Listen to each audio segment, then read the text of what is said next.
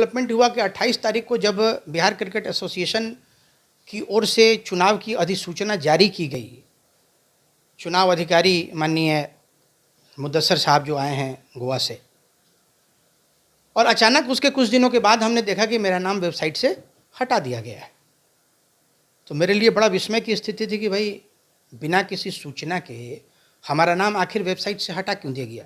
नहीं, डिस्ट्रिक्ट के अफेयर्स में, डे टू डे अफेयर्स में बीसीए को बहुत इम्पावरमेंट नहीं है कि वो इंटरफेयर करे, लेकिन लार्जर इंटरेस्ट में तो बीसीए इंटरफेयर कर सकता है, ऐसा नहीं है कि नहीं कर सकता। लेकिन यहाँ जो मुद्दा अभी फ़िलहाल जो बर्निंग टॉपिक्स बना हुआ है वो पूरे बिहार का वोटर लिस्ट का बना हुआ है। जो आदमी, जो व्यक्ति पिछले 5 साल, 8 साल, 4 साल से क्रिकेट को चला रहा है, सारी एक्टिविटीज़ उसके थ्रू हो रही है, उन लोगों का नाम अगर वोटर लिस्ट में नहीं रहता है तो ये तो सही में बहुत अनफॉर्चुनेट होगा बिहार क्रिकेट के लिए।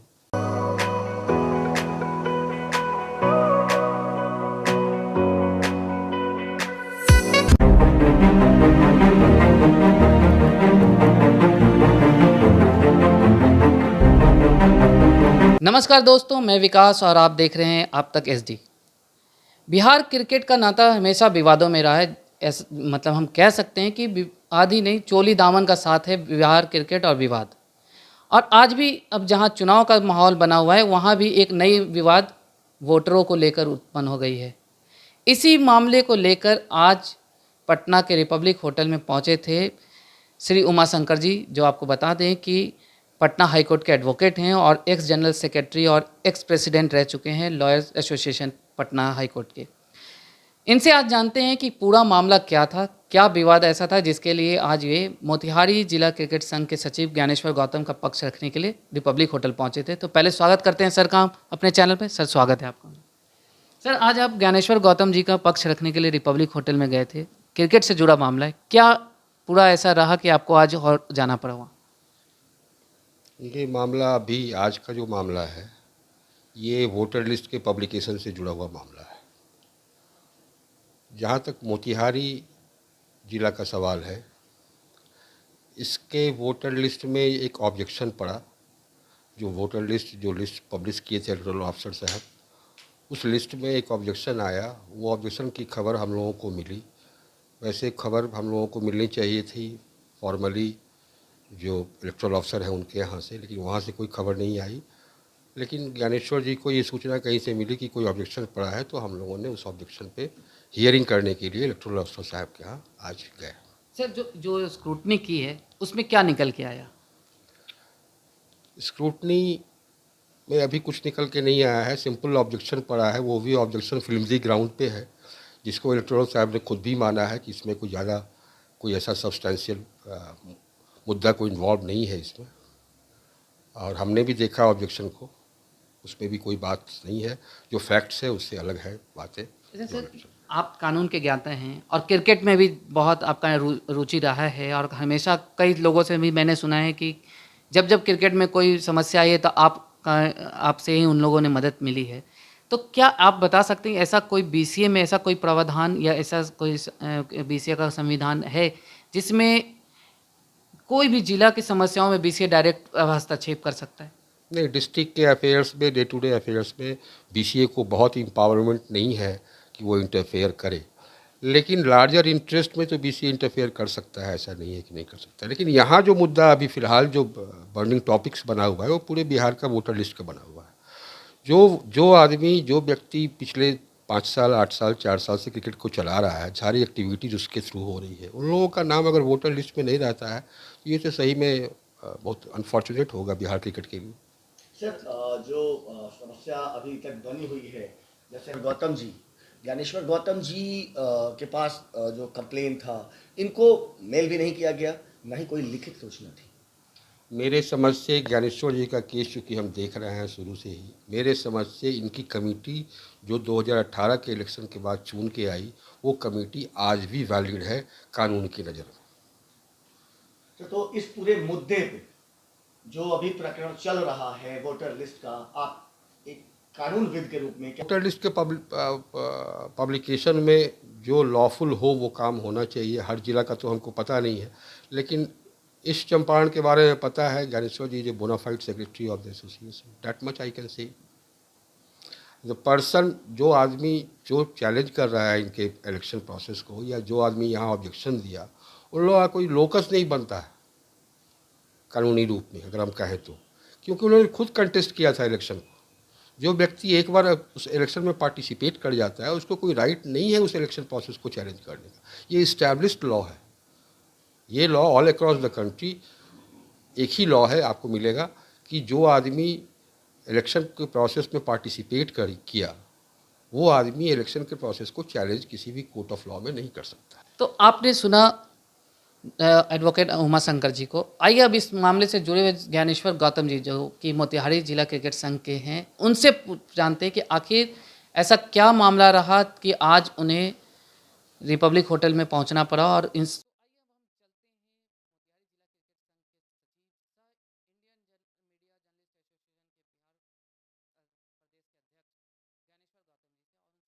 कि आज जो रिपब्लिक होटल में जो मामला था जिला क्रिकेट को लेकर, किसने ये हस्तक्षेप किया था, इनसे सारा मामला जानते हैं। सर पहले तो स्वागत है आपका हमारे चैनल पे। धन्यवाद।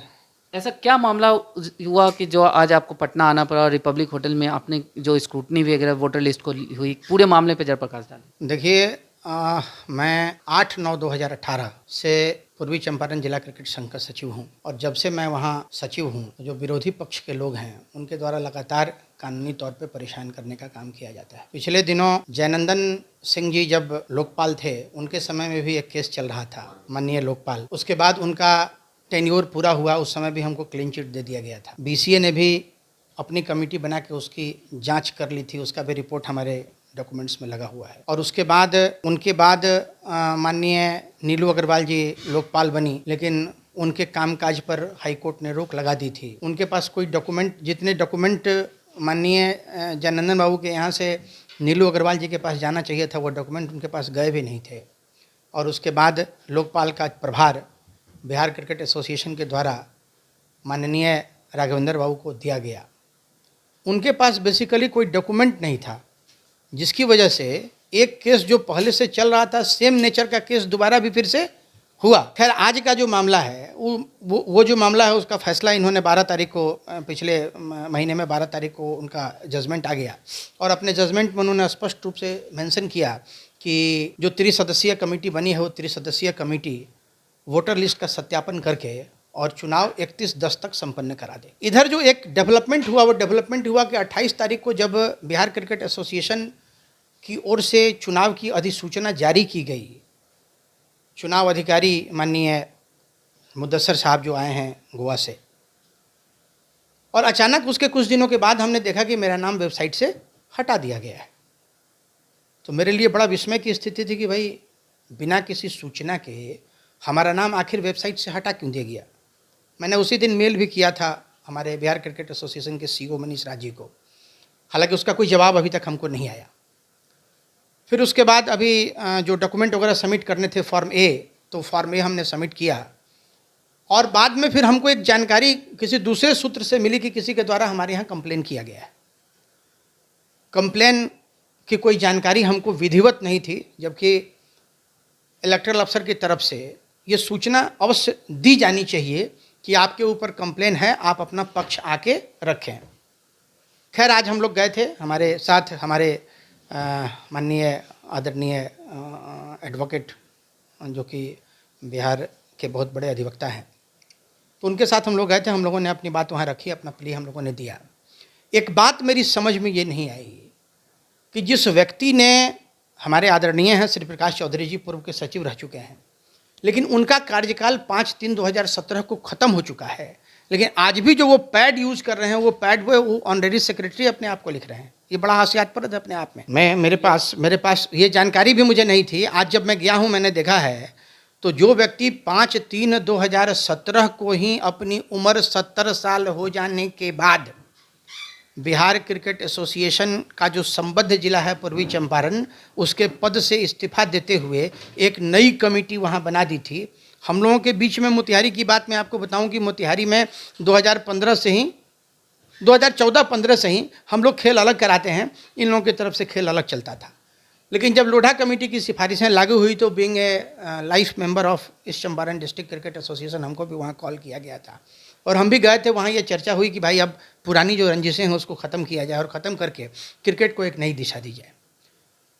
इन लोगों ने मुझे प्रभार भी दिया था। 5/3/2017 को मैं बिहार क्रिकेट एसोसिएशन का जो संबद्ध जिला है पूर्वी चंपारण, उसका ज्वाइंट सेक्रेटरी बना था।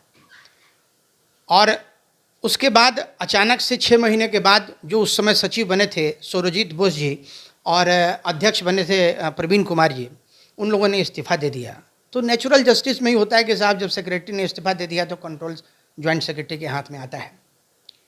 वहाँ से विवाद शुरू हुआ था और जब हमने वहाँ क्रिकेटिंग स्टार्ट करवाई, आपको बता दें कि पहले 8 क्लब वहाँ हुआ करते थे। मेरे समय में 42 क्लबों का निबंधन हुआ। हमने क्रिकेट को स्प्रेड करने का काम किया। हमने ग्रामीण परिवेश के भी जो क्रिकेटर्स थे उनको जोड़ा अपने साथ। लेकिन क्रिकेट कराने के साथ साथ मेरा एक पैर हमेशा कोर्ट कचहरी में उलझा रहा। मतलब जो एनर्जी हमारी खेल में लगनी चाहिए थी वो एनर्जी इन लोगों ने लगने नहीं दी। नतीजा ये हुआ लगातार केस। फिर उसके बाद 8/9/2000 फिर उसके बाद इन लोगों ने केस किया। ऑनरेबल लोकपाल थे उस समय जयनंदन बाबू, तो जयनंदन बाबू के कोर्ट में केस हुआ। जयनंदन बाबू ने हमारी और उनकी दोनों कमेटी को डिफंक्ट करते हुए एक एडहॉक कमेटी बना दिया। इस एडहॉक कमेटी में ये जो अभी जिन्होंने कंप्लेन किया है श्री प्रकाश चौधरी जी, उनको चेयरमैन बनाया गया। और मिस्टर रविराज एक हैं जो अभी भी हमारे ऊपर केस जिन्होंने कर रखा था, उनको और हमको उसका सदस्य बनाया गया। उसके बाद उन्होंने ही एक इलेक्टरल अफसर की नियुक्ति कर दी। इलेक्टरल अफसर की नियुक्ति हुई। इलेक्टरल अफसर को समय दिया गया कि आप फरवरी तक वहाँ चुनाव संपन्न करा दें, लेकिन वो चुनाव कराने में सक्षम नहीं हुए। और बाद में उन्होंने लिखित दे दिया बिहार क्रिकेट एसोसिएशन को कि मैं चुनाव कराने में सक्षम नहीं हूँ, आप किसी दूसरे माध्यम से चुनाव करा लीजिए। हमने जब उसके बाद लोकपाल बदल गए, लोकपाल माननीय जयनंदन बाबू चार्ज में आए थे, हमने उनको एक मेल किया और मेल किया तो उन्होंने तुरंत उस मेल का कंप्लायंस करते हुए जवाब दिया। बिहार क्रिकेट एसोसिएशन को इंस्ट्रक्ट किया कि आप उनसे पूछ लीजिए जो पहले के इलेक्टरल अफसर बनाए गए थे, वो अगर अभी भी अपनी ड्यूटी कंडक्ट कर सकते हैं तो उनसे चुनाव करवा दिया जाए, और अगर नहीं कर सकते हैं तो वैसी स्थिति में किसी को इलेक्टरल अफसर बना के आप वहाँ चुनाव संपन्न करा दें। उस समय तत्कालीन सचिव श्री रविशंकर प्रसाद सिंह जी थे, उनको ये सूचना हुई। उन्होंने एक इलेक्टरल अफसर की बहाली, इनके रिफ्यूजल के बाद एक इलेक्टरल अफसर की बहाली कर दी। और तारीफ की बात ये देखिए कि जो व्यक्ति आज लगातार हमको केस में तंग कर रहा है वो चुनाव भी लड़ा, चुनाव हार गया। लेकिन वही है ना कि भाई मैंने सब सारा पंचायती मानेंगे लेकिन डंडा यहीं हलाएंगे। मतलब उनके हिसाब की चीज़ें अगर नहीं हो तो वो क्रिकेट नहीं होने देंगे। आज मैं आपको बताऊं, मेरे ऊपर जिम्मेवारियां बहुत हैं, बावजूद इसके हमने क्रिकेट को बहुत आगे बढ़ाने का काम किया है। मैं आपको बताऊं, साबिर खान जो इंडिया ए रिप्रेजेंट करता है, खेला है, वो हमारा प्लेयर है। शकीबुल गनी जिसने अभी वर्ल्ड रिकॉर्ड बनाया वो हमारा प्लेयर है। रचना कुमारी जो ये बिहार क्रिकेट एसोसिएशन की जो बोर्ड की टीम है महिलाओं की, उसकी कैप्टन है, वो हमारी प्लेयर है। हमारे यहाँ की 6 लड़कियाँ स्टेट खेलती हैं। और हमारी सारी मेहनत, सारी एनर्जी जो मैं क्रिकेट के डेवलपमेंट में लगाता हूँ, उस एनर्जी में इन लोगों ने हमेशा चोट पहुँचाने का काम किया है। अरे क्रिकेट कराना है, अगर तुमको क्रिकेट एसोसिएशन से इतना ही प्रेम है, आओ साथ मिलके काम करते हैं। हमने कब मना किया कि नहीं साहब नहीं, हम तुम्हारे साथ नहीं रह सकते हैं। लेकिन इस तरीके से, और ये सिर्फ हमारे यहाँ की स्थिति नहीं है, आज बिहार के 38 जिलों में इसी तरह की स्थिति बनी हुई है। और इसीलिए मैं आपको बताऊं कि जब भी कोई पत्रकार, चूंकि मैं भी पत्रकार हूं, मैं भी इंटरव्यू करता हूं, तो जब भी बातें होती हैं बिहार क्रिकेट एसोसिएशन को, तो बिहार क्रिकेट एसोसिएशन विवाद, दोनों नाम साथ साथ चलते हैं। ये दुर्भाग्य है। हालांकि अभी हम बिहार क्रिकेट एसोसिएशन का जो वोटर लिस्ट का काम चल रहा था, जो पहले भी मैंने आपको बताया, उसमें हमारे जो एडवोकेट हैं आदरणीय उमाशंकर जी, इन्होंने बड़े अच्छे तरीके से पहल की है और उन्होंने बताया। और मुझे लगता है कि चुनाव अधिकारी भी जो हैं वो समझे हैं इन चीज़ों को कि जिन्होंने कंप्लेन किया उनका कोई लोकस नहीं बनता है।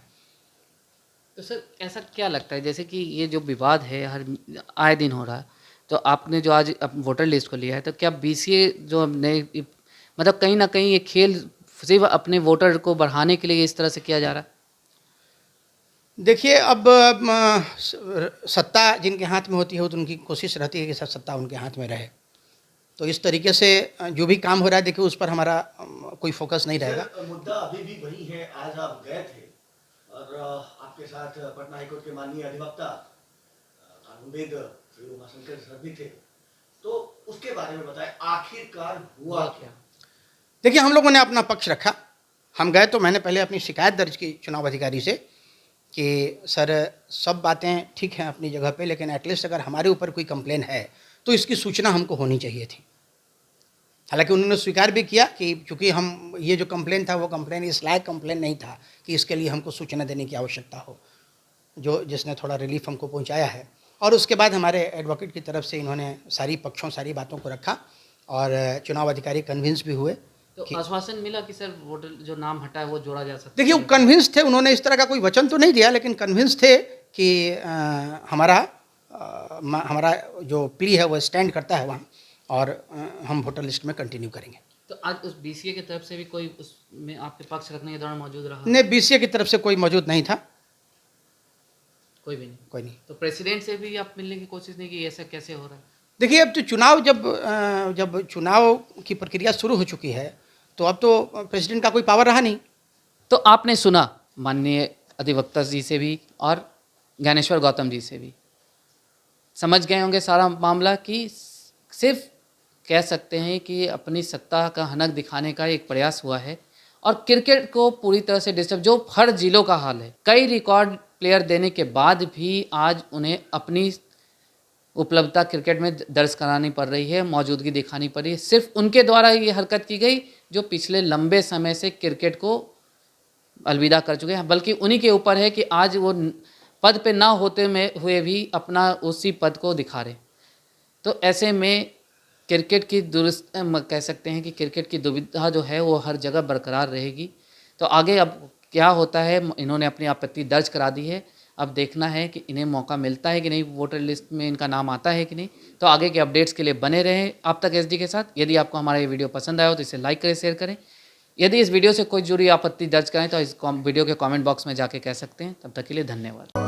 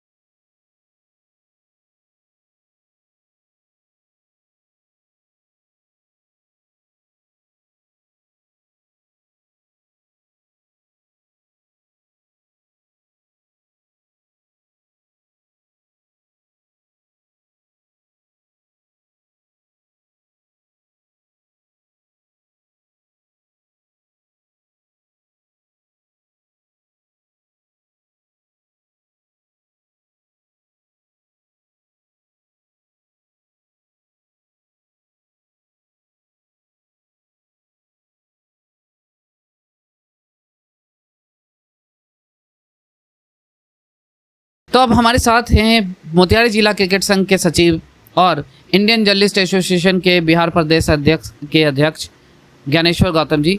तो पहले उनका स्वागत है हमारे चैनल पे।